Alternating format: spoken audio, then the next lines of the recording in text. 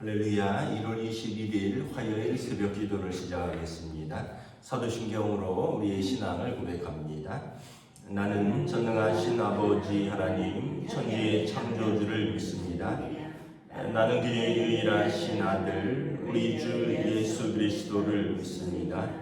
그는 성령으로 잉태되어 동정녀 마리아에게서 나시고 본디오 빌라도에게 고난을 받아 십자가에 못 박혀 죽으시고 장사된 지 사흘 만에 죽은 자 가운데서 다시 살아나셨으며 하늘에 오르시어 전능하신 아버지 하나님 우편에 앉아 계시다가 거기로부터 살아있는 자와 죽은 자를 심판하러 오십니다.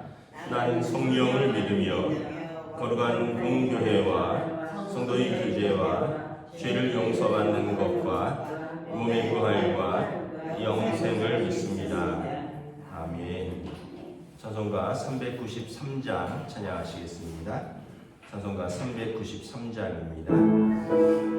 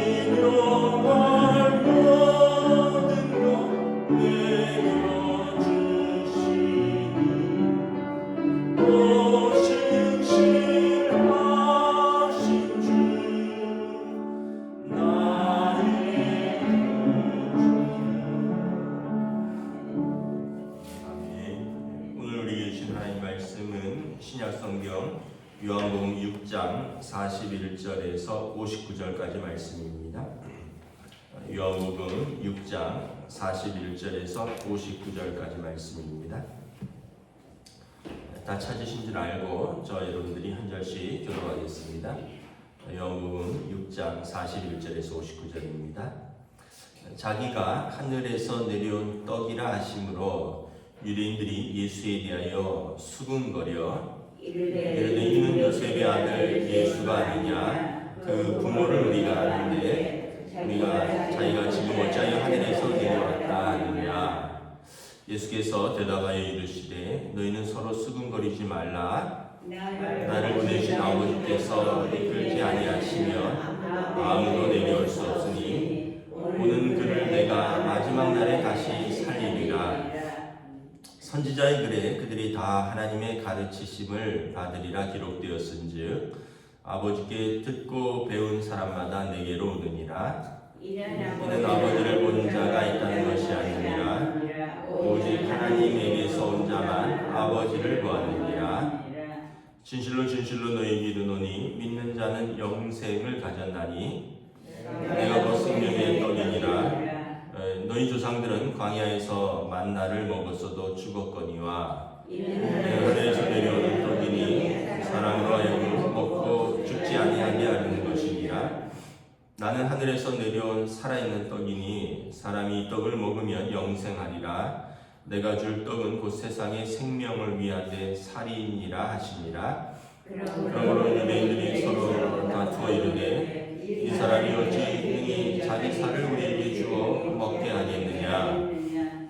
예수께서 이르시되 내가 진실로 진실로 너희에게 이르노니 인자의 살을 먹지 아니하고 인자의 피를 마시지 아니하면 너희 속에 생명이 없느니라. 내 살을 먹고 내 피를 마시는 자는 영생을 가졌고 마지막 날에 내가 그를 다시 살리리니 내 살은 참된 양식이요 내 피는 참된 음료로다. 내 살을 먹고 내 피를 마시는 자는 내 안에 거하고 나도 그의 안에 거하나니 살아계신 아버지께서 나를 보내심에 내가 아버지로 말미암아 사는 것 같이 나를 먹는 그 사람도 나로 말미암아 살리라. 이것은 하늘에서 내려온 떡이니 조상들이 먹고도 죽은 그것과 같이 아니하여 이 떡을 먹는 자는 영원히 살리라. 함께 읽습니다. 이 말씀은 예수께서 가버나움 회당에서 가르치실 때에 하셨느니라.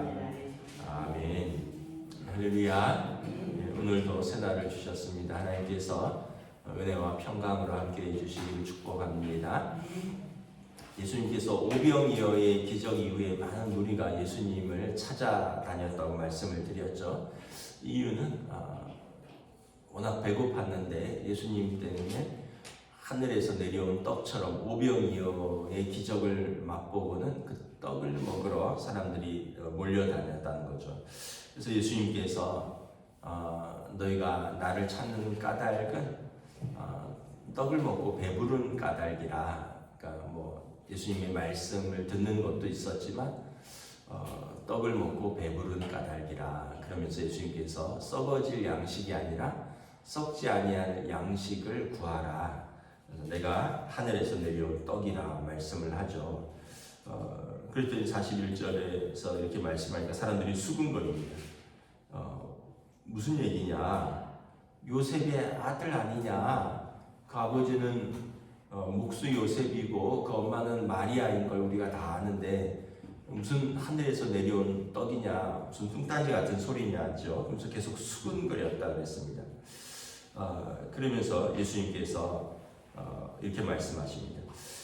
너희 조상들은 광야에서 만나를 먹었어도 죽었거늘 나는 하늘에서 내려온 떡이니 사람들이 하여금 먹고 죽지 아니하게 하려는 것이라. 나는 하늘에서 내려온 살아있는 떡이니 사람이 이 떡을 먹으면 영생하리라. 내가 줄 떡은 곧 세상의 생명을 위한 내 살이라. 그러면서 53절에 인자의 살을 먹지 아니하고 인자의 피를 마시지 아니하면 너희 속에 생명이 없고 내 살을 먹고 내 피를 마시는 자는 영생을 가졌고 마지막 날에 그가 그를 다시 살리리라. 이건 두 가지 의미가 있다고 말씀드렸습니다. 하나는 예수님께서 우리를 위하여 내주신 당신의 살과 피를 말하는 것입니다. 죄의 삭은 사망이라 그랬고요. 그렇다면 죄를 지는 사람은 반드시 벌을 받아야 됩니다. 여러분, 죄를 짓고 벌을 안 받기를 바라는 것은 둘 중에 하나예요. 하나는 무법천지고요. 하나는 그 재판장이 은혜를 베푸는 겁니다. 그러니까 여러분, 죄를 지으면 안 돼요. 왜냐하면 벌이 있기 때문에 그런 거죠. 어떤 일이든지 어떤 죄든지 죄를 지으면 요즘은 다 CCTV가 있고 영상이 있기 때문에 얼굴이 찍히면 꼼짝 없습니다. 죄를 지으면 벌이 있다. 하물며 하나님 앞에서 우리가 어떻게 했느냐라는 거죠. 그래서 죄를 지으면 벌을 받아야 되는데 그 벌을 예수님께서 대신 받으신 것입니다. 예수님이 십자가에서 우리 벌을 대신 받은 것입니다. 그래서 예수님의 살을 찢기셨고 예수님의 피가 흘리셨죠. 십자가에서 창에 찔리시고 살이 뜯기시고 피가 흘리셨다. 그래서 우리가 예수님께서 우리 죄값을 치르셨기 때문에 죄값을 치르면 두 번 치르진 않잖아요. 누군가가 치르면 무죄한 취급을 받는데 로마서에 보면 예수님이 십자가의 속량으로 말미암아 우리가 값없이 의롭다함을 얻었느니라. 우리 죄값을 우리가 치르지 않고 예수님께서 치르심으로 우리가 값없이 공짜로 의롭다함을 얻었다라는 거죠. 이것이 예수님의 그 살과 피를 먹는 사람입니다. 그러니까 예수님을 믿고 그의 십자가를 믿는 자들은 그의 살과 피로서 치르신 이 죄값의 은혜를 얻는 사람들이 되는 것입니다. 두 번째는 56절에 보면 내 살을 먹고 내 피를 마시는 자는 내 안에 거하고 나도 그의 안에 거하리라. 이제 그리스도와 연합하는 것을 말합니다. 내 살을 먹고 내 피를 마시는 자는 내 안에 거하고 그도 나의 안에 거하리라. 고린도서에 보면 이제 그리스도와 연합한 우리는 새로운 피조물이다. 우리가 예전에는 그냥 육신을 따라 살았습니다. 육신을 따라 살았더니 육신의 생각은 사망이요라고 말합니다. 그런데 이제 우리 안에 예수 그리스도와 연합함으로 우리 안에 성령께서 내주하시니 이제 영의 생각을 하게 됐습니다. 육신의 생각은 사망인데 영의 생각은 생명과 평안이라고 했어요. 그러므로 육신의 생각은 하나님과 원수가 되고 하나님의 법에 굴복할 수 없다고 했습니다. 하나님의 법에 순종할 수 없으니 하나님을 기쁘시게도 할 수 없고 하나님과 원수가 된다는 거예요. 여러분, 순종을 왜 중요하냐 하면 순종하지 않으면 하나님을 기쁘시게 할 수 없다는 거예요. 예수 믿는 건 믿는 거고 나는 내 방식대로 살아. 하나님을 기쁘시게 못한다는 거예요. 순종이 있어야 하나님을 기쁘시게 한다는 거예요. 내 방식대로 살면 육신의 법으로 살기 때문에 결론적으로는 사망의 그 방식대로 사는 것이고 하나님을 기쁘시게도 못할 뿐만 아니라 하나님과 원수가 된다는 거예요. 그런데 우리 속에 하나님의 영이 거하시면 이제는 육신의 생각대로 살지 아니하고 하나님의 말씀에 순종하여 영의 생각대로 사니까 하나님을 기쁘시게 한다는 거예요. 그러므로 누구든지 그리스도의 영이 없으면 그리스도의 사람이 아니라, 그래서 우리의 죄성이 육신의 생각인데 그리스도의 영이 우리 안에 들어있어서 우리의 죄성과 싸워서 이제 육신의 생각보다는 영의 생각, 영의 생각이 뭐냐면 나도 내 안에 거하고 나도 그의 안에 거하니라. 거한다라는 말은 교제한다라는 얘기거든요. 친밀하게. 예수님과 친밀하게 교제한다는 것은 예수님의 말씀을 붙들고 산다라는 의미입니다. 그러니까 이제 우리가 예수님의 말씀대로 살려는 거죠. 예수님의 말씀대로 살면 이제 영의 생각으로 사는 것이고 생명과 평안이 온다라는 거예요. 더 나아가서 영원한 생명을 얻는 삶이다. 그래서 예수 믿는다는 것은 단순히 예수 믿고 착한 사람이 된다는 의미가 아니라 예수 믿고 그 영혼이 구원을 받는 영원한 생명을 말하는 것이죠. 근데 이제 이게 쉽지 않죠. 왜냐하면 첫 번째는 믿음을 가진다는 게 생각보다 어려워요. 여러분 주변에 많이 전도도 해보셨잖아요. 근데 참 믿음 가지는 게 어려운 것 같아요. 그래서 사람이 믿음을 가진다는 건 이건 참 대단한 것 같아요. 그래서 믿음도 선물이라고 했을 거예요. 우리 여러분들의 가족들도 그렇고 사랑하는 사람들도 그렇고 그렇게 전도하는데 믿음 가지는 게 어렵잖아요. 우리는 또 믿음 가지는 게 그렇게 어렵지 않은데 또 우리 주변의 사람들은 그렇게 어려운 걸 보면 믿음을 가진다는 것, 그래서 믿음은 영원한 생명을 가진다는 것, 이게 그렇게 어려운 것이라는 것을 알 수 있죠. 두 번째는 우리가 믿음대로 산다는 것이 또 참 어렵습니다. 믿음은 있는데 믿음대로 산다는 게 참 어려워요.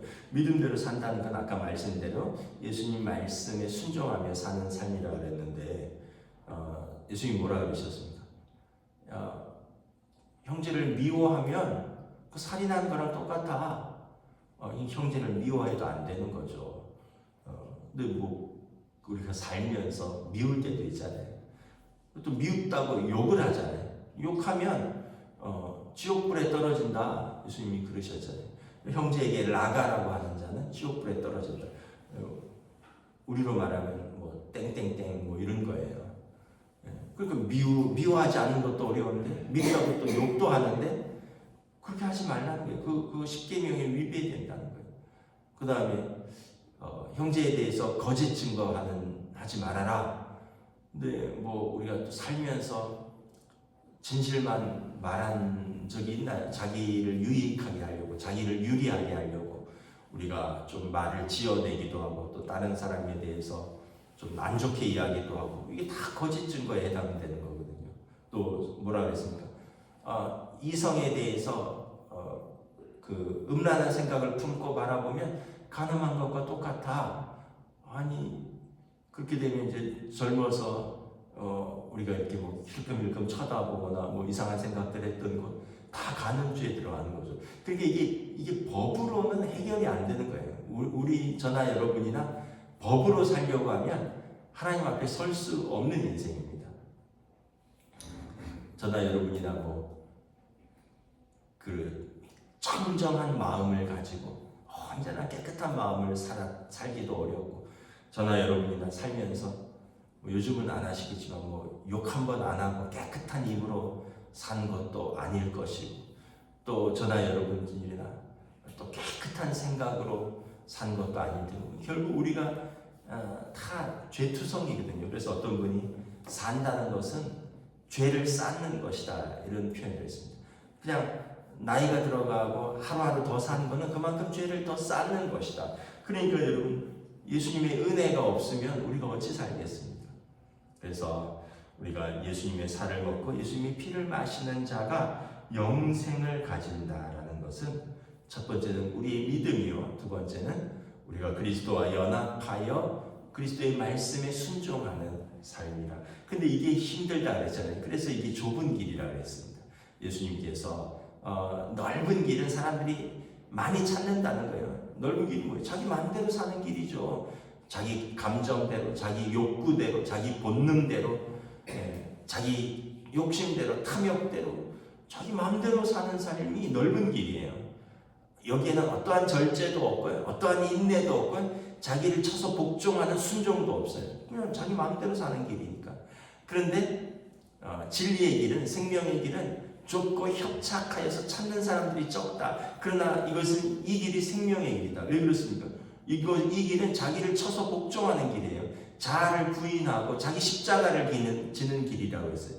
그러니까 아까 자기 옛 육신대로 본능대로 사는 삶이 아니라 그러한 삶을 말씀으로 쳐서 복종하는 삶이 있는 거죠. 그러니까 매사에 절제가 있고, 어떤 부분에서는 인내가 있고, 어떤 부분에서는 희생이 있고, 어떤 부분에서 섬김이 있고, 그러니까 이게 성령의 열매 맺히는 삶이기 때문에 그만큼 좁은 길이고 어려운 길이나, 그러나 이 길은 생명의 길이다. 여러분 사람도 마찬가지예요. 여러분 자기 마음대로 시원하게 사는 사람이 좋은가요? 여러분 주변에 그런 분들 있죠. 자기 마음대로 그냥 사는 사람들, 자기 마음대로 시원하게 말하고 자기 하고 싶은 대로 질르면서 사는 사람들. 여러분 그런 사람들 감당 못합니다. 그런 사람들하고 살면 사람도 맞춰야 되고요. 사람도 인내해야 되고요. 사람도 절제해야 되고 사람도 서로 섬겨야 되고 그런데 하물며 하나님 나라 가는데 자기 마음대로 시원하게 사는 사람이 하나님 나라 갈 수 있겠습니까? 거기에 하나님의 말씀에 대한 순종이 있어야 된다는 거죠. 그래서 이 길이 어렵다라는 거예요. 그러나 찾는 사람이 없지만 생명의 길이라. 그래서 저와 여러분들이 이 길을 가는 사람들이죠.